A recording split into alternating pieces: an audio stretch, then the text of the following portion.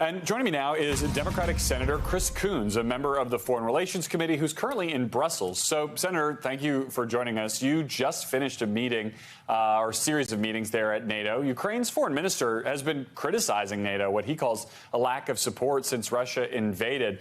He said, could you name at least one consensus decision made by NATO over the past 3 months that would benefit and help Ukraine? Does he have a point there? Well, Garrett, great to be on with you. I am here in Brussels with a large bipartisan delegation. And I'll tell you, that's a puzzling statement given that the Senate of the United States just passed a $40 billion aid package now on its way to President Biden's desk. NATO has worked swiftly and in concert to provide significant lethal aid. Those Stinger missiles and Javelin missiles, the anti-ship missiles, the ammunition and body armor and other critical material that has made possible the brave Ukrainian fight against Russia's unprovoked and unjustified invasion of Ukraine. In recent days, advanced howitzers and more sophisticated counter-battery systems have been sent into Ukraine. NATO has been providing training for Ukrainian troops so that they can use these more sophisticated NATO weapon systems.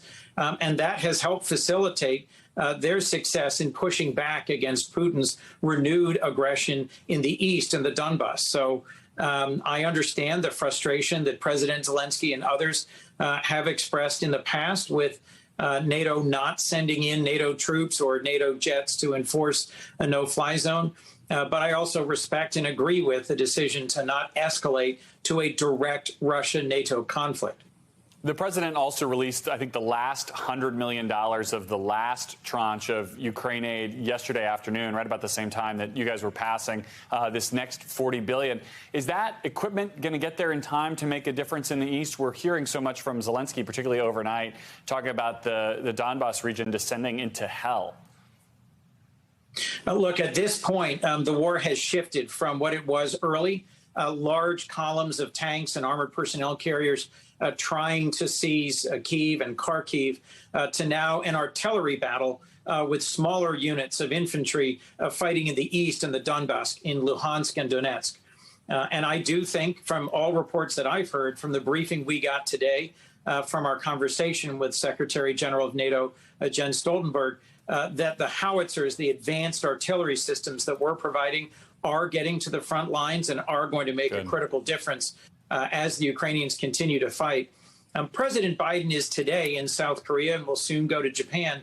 And part of the purpose of his trip is to thank our critical allies in the Indo-Pacific for also joining in imposing sanctions on Russia. All of NATO, the EU, many of our other partners in Europe and in the Indo-Pacific have been applying significant pressure on Russian oligarchs, on that core circle of supporters around Putin, on Russia's military production capabilities by cutting off their access to advanced semiconductor chips, and by beginning to restrict their access to the global banking system and their ability to sell things like coal, oil, and gas into the rest of the world market.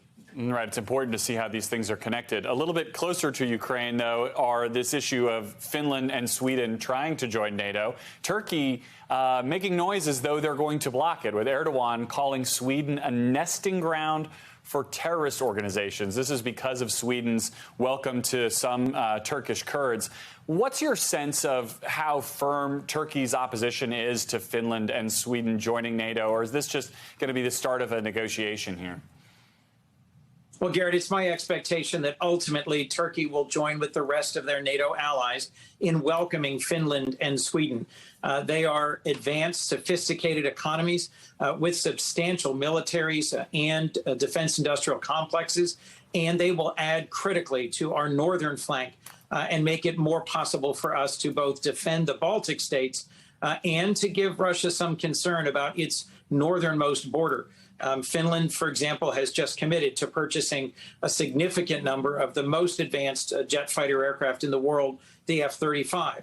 NATO poses no threat at all to Russia.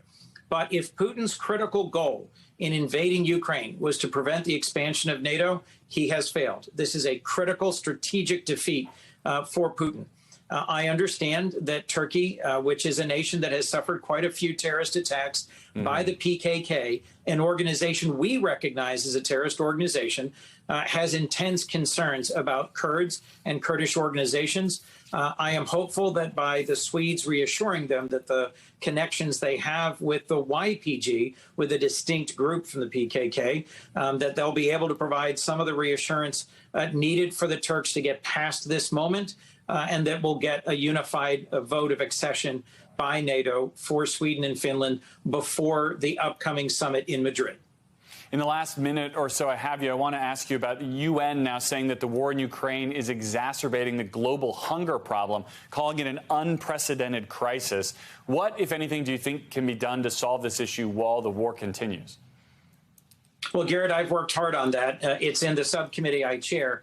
We are adding $5 billion in global hunger relief. It has been added to the bill that was just passed by the Senate, and that is a stopgap. But Ukraine feeds 400 million people every year, and Russia is blockading grain exports from the critical port of Odessa. For the longer term, for Ukraine's vitality, for the ability to get wheat and sunflower oil and corn to populations that depend on it, from Egypt to Lebanon to South Sudan to Ethiopia, we have to find a path forward, a humanitarian path towards getting Ukraine's grain exports back out on the world market through the Black Sea. All right. Senator Chris Coons joining us from Brussels. Thank you, Senator.